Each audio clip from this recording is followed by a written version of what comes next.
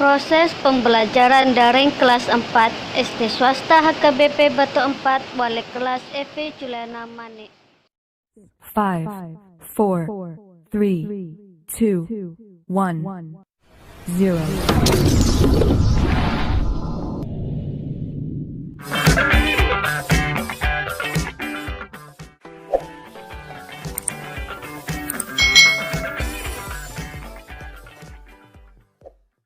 Hari ini kita akan belajar bersama-sama untuk mata pelajaran tematik kelas 4.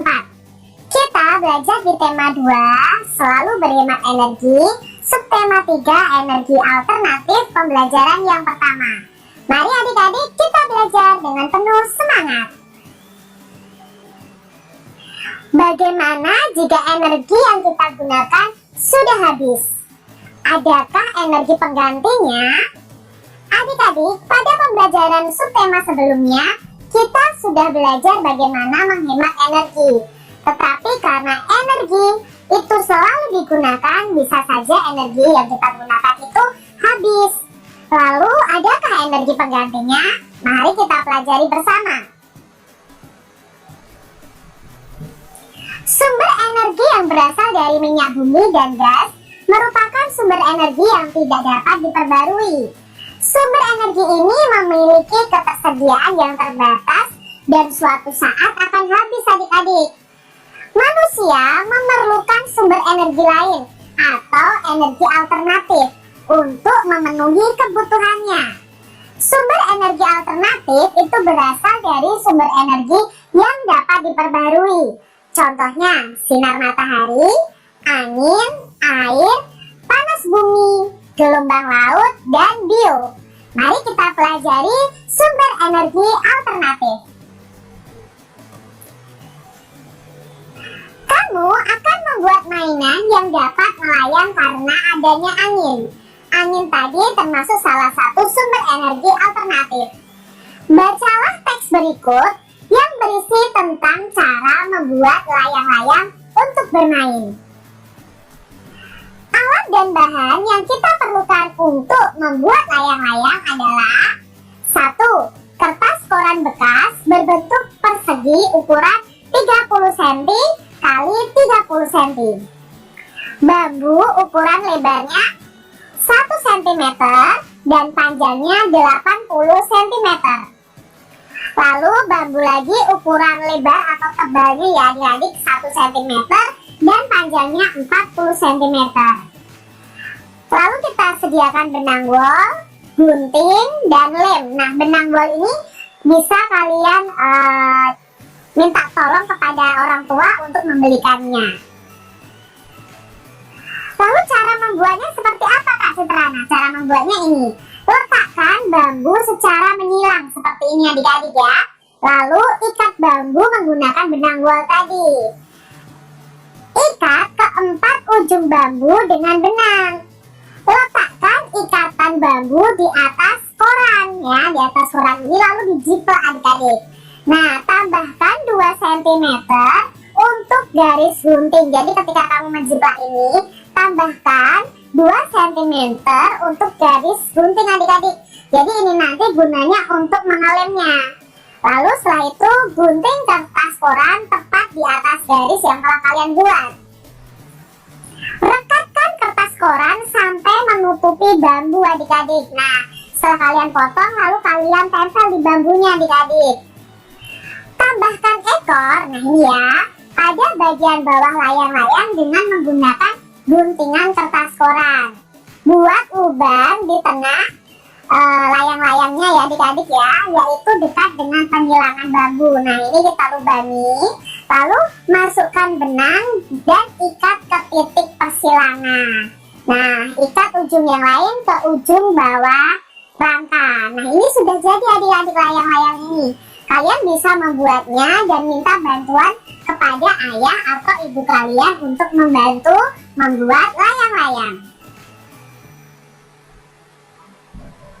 Sumber energi alternatif merupakan sumber energi yang bukan sumber energi tradisional. Sumber energi tradisional adalah bahan bakar fosil seperti batu bara, minyak, dan gas alam. Sumber energi alternatif yang dikembangkan saat ini memanfaatkan sumber energi yang tersedia di alam dan tidak akan habis, yaitu matahari, angin, air, dan panas bumi. Sumber energi alternatif yang pertama adalah matahari. Matahari merupakan sumber energi utama di bumi. Hampir semua energi yang berada di bumi itu berasal dari matahari. Energi panas yang dihasilkan dapat digunakan untuk memanaskan ruangan, memanaskan air, dan keperluan lainnya. Dan saat ini adik-adik sudah dikembangkan bahwa dengan panas matahari ini bisa menghasilkan energi listrik dengan panel atau sel surya. Sumber alternatif yang berikutnya adik-adik adalah angin. Angin adalah gerakan udara di permukaan bumi yang terjadi karena tekanan udara. Angin telah dimanfaatkan sejak dulu adik-adik sebagai sumber energi pada perahu layar dan kincir angin tradisional. Nah, saat ini angin sendiri juga dimanfaatkan untuk pembangkit listrik tenaga angin adik-adik. Jadi ada kincir angin yang menggerakkan generator. Itu termasuk sumber energi alternatif. Sumber energi alternatif yang ketiga adalah air. Air yang deras merupakan sumber energi gerak. Energi itu bisa dimanfaatkan sebagai pembangkit tenaga listrik. Oleh karena itu, di PLTA atau pembangkit listrik tenaga air dibuat bendungan air di tempat yang tinggi. Air yang di bendung tersebut kemudian dialirkan menurun sehingga akan mengalir seperti air terjun yang deras. Nah, nanti akan menggerakkan generator juga dan menghasilkan energi listrik. Energi yang keempat adalah panas bumi adik-adik. Jadi energi panas bumi atau energi geotermal merupakan energi yang berasal dari panas yang disimpan di bawah permukaan bumi. Pusat bumi berbentuk dari lapisan batuan yang sangat panas. Hal itu menunjukkan bahwa bumi merupakan sumber energi panas yang sangat besar.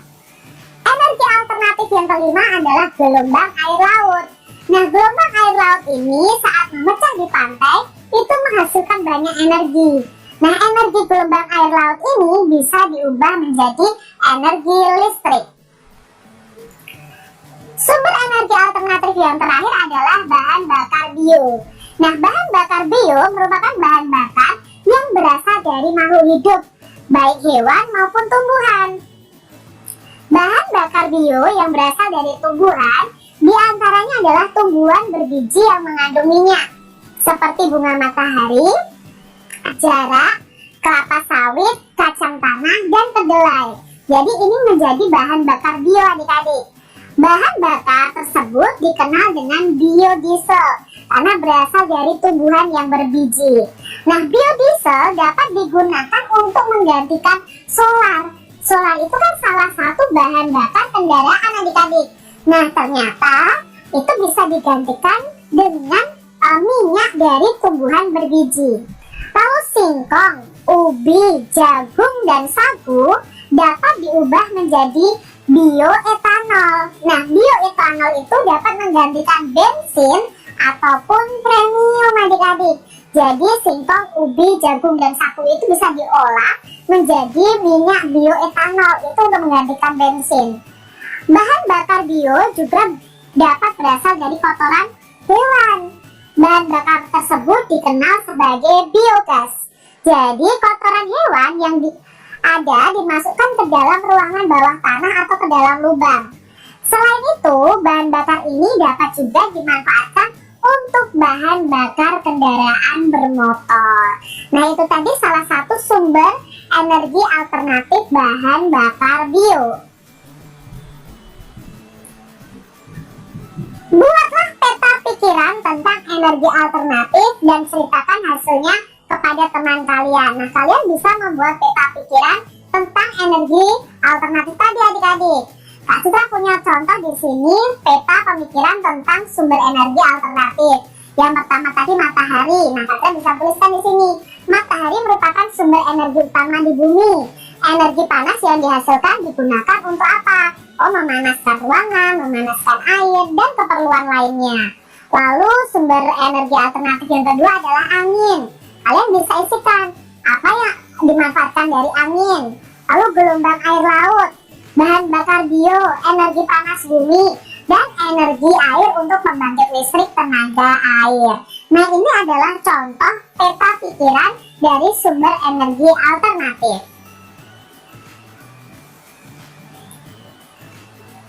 Indonesia memiliki sumber daya alam yang juga dapat digunakan sebagai sumber energi alternatif. Tumbuhan ini dapat menghasilkan bahan bakar untuk kendaraan adik-adik. Tumbuhan apa ya? Nah, ini dia, yaitu minyak jarak. Berarti dari tumbuhan jarak adik-adik. Minyak jarak mulai dikenal sebagai sumber energi alternatif biodiesel. Biodiesel dihasilkan dari minyak yang diperoleh dari biji tanaman jarak yang banyak tumbuh di daerah tropis seperti di Indonesia. Minyak jarak dari biji tanaman pagar ini mempunyai potensi untuk dikembangkan sebagai tanaman penghasil minyak pengganti bahan bakar minyak bumi karena memiliki beberapa keunggulan.